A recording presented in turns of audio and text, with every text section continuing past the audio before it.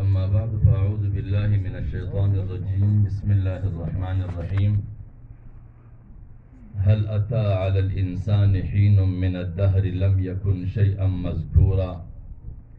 إنا خلقنا الإنسان من نطفة أمشاج نبتليه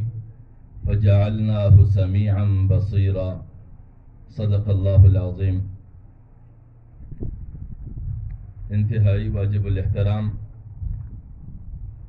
محتمم مدرسہ حاضہ قاری محمد نعیم صاحب اور محترم مولانا نور اللہ صاحب نور پر اسٹیج تشریف فرما معزز علماء کرام اور سامعین السلام علیکم. دنن د مدرسې دا تقریب غرض دا دی چې د دغسې مجالسو په ذریعه باندې د علماو په معاشره کې اهمیت او د هغو ضرورت او د مدارسو په معاشره کې د انسانی تربیت او د تعلیم له لارې کردار واضح سي پر انسانانو چې انسانان په خپل ژوند کې د دوو شیانو فرق محسوس کړي چې یو د انساني زندګۍ ضرورت دی او یو د انساني زندګۍ مقصد دی. د انساني زندګۍ ضرورت د هغه اشیاو حصول دی چې په هغه پورې انسان د ژوند تر کوي او د زندګۍ مقصد خپل رب پېژندل دی، خپل ځان پېژندل دی او د خپلې زندګۍ بنیادی مقصد چې هغه د خدای د رضا حصول دی دا پېژندل دی. او د دغو دواړو شیانو فرق په دا لازم دی که د دغو دوو شیانو فرق محسوسه نسی نو له انسانه به په خپل ژوند کې ضرورت د زندګۍ او مقصد د زندګۍ په لګډ سي چې کله ضرورت د زندګۍ او مقصد د زندګۍ په لګډ سي نو دغه ژوند بیا غیر مقصودی غیر مطلوبی ته رژي او الله رب العزت د انسانیت ژوند غیر مقصود او غیر مطلوب نه غواړي. ولی چې د نسل انسانی آغاز ابتدا الله رب العزت له حضرت آدم علیه السلام کړی ده او له حضرت آدم علیه السلام څخه د نسل انسانی ابتدا مقصد دا دی چې په سر کې د الله رب العزت استادی موجود وي چې بیا له هغه بعد نسل وجود لراځي د هغه تربیت د الله د خواهشاتو پر بنیاد وي. نو د دغه مقصد دا دی. علماء کرام فرمایي چې پر دا مځکه باندې مخکې هم الله رب العزت یو مخلوق پیدا کړی وي لیکن د هغه مخلوق له بې تهذیبه زندګۍ له بې ضابطې زندګۍ له بې اصولې زندګۍ څخه چې کم فسادونه پر مځکه راپورته سول د هغه فسادات د خاتمې دپاره الله رب العزت بیا فرشتې وراولږلې هغه نسلونه یې ختم کړل.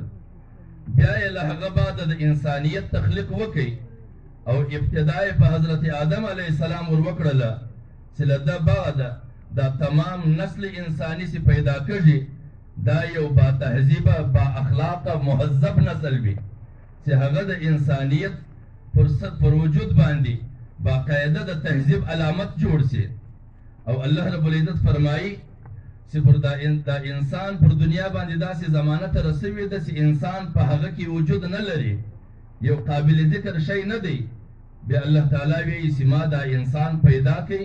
لمخلوط لګډ اوبوزه لګډې نطفېزه او د دغه دپاره چې زه دی وازمویم د ده واسطه له ضرورت زندگی سره هم وي د ده واسطه له مقصد زندگی سره هم وي او بیا د ده ته زه ضابطه د انبیاو په ذریعه راولږم او دی د هغې ضابطې پر بنیاد باندې په خپل ژوند کې د ضرورت زندگی او د مقصد زندگی ترمیان فرق وکړي او ضرورت بقدر ضرورت اختیار کی او مقصد د قیمت او د قدر پر بنیاد اختیار کی. نو لہذا دغه مقصد سے مړ پزنو او ضرورت تر لپزنو د دغه د پاره د تعلیم او د وحی ضرورت دی. او دا مدارس او علماء کرام د دغو تمام تر کوششونه د دغه شي دپاره دي چې هغه شعوري علم چې د هغه په ذریعه باندې انسان د خپل ځان حقیقت او خپل رب پېژني او په خپل ژوند کې د دوو شیانو باقاعده تمیز وکړي چې ضرورت چشته او مقصد چشته او چې کله انسان دا دوه شیان درله وپېژني دغه باشعوره انسان دی دا سنجیده انسان دی او د الله رب العزت په انسانانو کې سنجیده انسانان او باشعوره انسانان مطلوب دی او کچېرې باشعوره او سنجیده انسانان د الله مطلوب نه وای نو دا 1,40,000 کم و بیش د انبیاو بعثت به نه کېدی د هغه رالېږنه به نه کېدله د هغو رالېږنه د دغه دپاره وله چې کله هم په معاشرو کې د هغو انسانانو اضافه وسي چې هغه د تهذیب له دایرو ووځي هغه د شرافت له دایرو ووځي هغه د اخلاقیاتو له دایرو ووځي چې هغه واپس به هغه خپلې متعینو دایرو ته داخل کړي و هغه ته هغه خپل حدود وروښیي د انبیاء کرامو بعثت د دغه مقصد دپاره وي او دغه سلسله الله رب العزت چلوله تر دغه پورې چې بالآخر د تمامو انبیاءو په آخر کې حضور نبی اکرم صلی الله علیه وسلم د خاتم النبیین په طور راولېږل شو او بیا الله رب العزت فرمایي پر دغه رسول باندې د نزول په طور باندې وایي چې دا انسان کله ما پیدا کړي بیا وایي فجعلناه سمیعا بصیرا و دغه ته ما دوه صلاحیته ورکړل یو د اورېدو صلاحیت یو د دید صلاحیت چې د اورېدو صلاحیت مو ورکړی دی د دغه دپاره چې دی په معاشره کې د خیر او د شر دواړه مجلسونه واوري او د هغه تمیز وکړي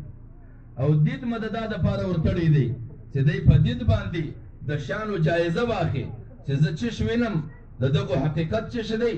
لیکن علماء کرام فرمایي چې په دغه ځای کې د لفظ بصیر ازخه د سترګو دید نه دی مراد بلکې د عقل دید مراد دی ولې چې د سترګو دید ته بصارت ویل کېږي بصیره له بصیرت څخه دی او بصیرت د عقل و بنایي ته ویل کېږي د عقل و دید ته ویل کېږي او دغه د عقل بصیرت هغه وخت پیدا کېږي چې د انسان تعلق له الله رب العزت سره جوړ شي او د الله رب العزت سره تعلق د هغه پر ښوونې ضابطه د هغه پر ښوونې قانون د هغه پر ښوونې لارې باندې قایم شي پر خپل طبیعت او پر خپله منشا نه که چیرې پر خپله منشا باندې شي نو بیا به موږ د دغه آیت مصداق جوړوږو چې اتؤمنون ببعض الکتاب وتکفرون ببعض چې موږ د الله رب العزت په ښوولو لارو کې چې کوم ځایونه به موږ ته اسانه دي هغه موږ اختیار کړو چې پر کومو لارو ورتګ ګران دی هغه لارې پرېږدو داسې نه ده بلکې د الله رب العزت د ښوولې ضابطې مکمله پابندي که سړی د یو ځای نقشه نه اخلي او پر هغه نقشه سفر کوي بیا به د نقشې پر تمامو نشاناتو نظر وي د هغو نشاناتو پر بنیاد به دی منزل ته رسېږي نو لهذا و الله رب العزت ته د دغسې انسانانو ضرورت دی چې هغه باشعوره او د بصیرت خاوندان وي او بیا د بصیرت د خاوندانو انسانانو دپاره الله رب العزت فرمایي چې الذین یستمعون القول فیتبعون احسنه دارنګه مؤمن چې هغه صاحب بصیرت وي هغه په غوږو باقاعده اوري په سترګو باقاعده دید کوي د هغو دپاره دا لازمه ده چې هغه به اوري د هر چا لیکن پیروي به د ښو کوي د غلطو نه ولې چې دی د علم حاصلوي د دغه دپاره چې دی د ښو او د بدو تمیز په وکړي نو بیا چې دی دغه علم او شعور لري له هغه بعد ویره د څه شي ده چې دی وایي چې دا به اورې دا به نه اورې دا به ګورې دا به نه ګورې نو الله تعالی فرمایي چې الذین یستمعون القول فیتبعون احسنه د اتباع د احسن به کوي د ښو او علماء کرام فرمایي چې د اتباع احسنه څخه دا هم مراد دی چې کومه خبره ته واورې ستا په ګمان د هغه معنا مه اخله بلکې کوشش دا کوه چې د هغه بهتره معنا وباسې او چې کله یې بهتره معنا باسې نو ستا په معاشره کې به فساد هم نه پیدا کېږي نفرت به هم نه پیدا کېږي بدګمانۍ به هم نه پیدا کېږي او که ته پر خپل دماغ باندې خامخا د هغه معنا قول د یوه دی مراد یې بل شی بل څوک اخلي نو له دغه څخه به بدنیتۍ هم پیدا کېږي چې بدنیتۍ پیدا سوې نفرت به پیدا کېږي تعصبات به پیدا کېږي فسادونه به وجود نه راځي نو ځکه د مؤمن خاصیت دا دی چې هغه به خبره اوري د هر چا پیروي به د خیر کوي او بیا حضرت علی کرم الله وجهه فرمایي لا تنظر الى من قال وانظر الى ما قال. تاسې ودا ته مه ګورئ چې څوک ګایږي، بلکې ودا ته ګورئ چې خبره څه کېږي. لیکن نن سبا زموږ په معاشره کې د بعضې وقتي مقاصدو دپاره دا ذهنیت جوړ دی چې دا قول د حضرت علی رضی الله تعالی عنه بدل کړی دی، اړولی دی، او هغه دا بیانوي چې لا تنظر الى ما قال وانظر الى من قال. دا ته مه ګورئ چې څه ویل کېږي، بلکې ودا ته ګورئ چې دا د وینا سړی پزنې که نه پزنې، تعلق دسته ورسره که نسته، ذاتي روابط دسته که ده نسته، که یې ښه پزنې کې بیا بد ویل هم منه، او که د نه پزیاندی کې یې ښه منل هم مه یې منه. دا د حضرت علی رضی الله تعالی عنه قول بدل کې بیا دا مقصد راوځي، او چې کله یې بدل کې دا قول د نبی کریم صلی الله علیه وسلم د یو حدیث سره باقاعده تعارض دی. او حدیث دا دی چې فرمایي کلمة الحکمة ضالة المؤمن حيث وجدها فهو احق بها. چې د حکمت خبره، د خیر خبره، داسې مؤمن چیرې هم پیدا کړي د ده ورکه سوي خزانه ده ور اخې دي. نو چې که چیرې یوارې د خیر خبره چې چیرې پیدا کړي د مؤمن ورکه سوي خزانه ده ور وادېخي، نو دا به د حضرت علی د قول موافق وي، او که پر دا بله خوا واړه وي نو بیا به له حدیث سره تعارض وي. الله کریم د موږ ته توفیق را نصیب کړي چې موږ د دین پر هغو لارو لاړ سو چې موږ ته باشعور انسانان وویل سي، غیر شعوري انسانان نه، سنجیده انسانان وویل سي، غیر سنجیده نه. او د سنجیده او د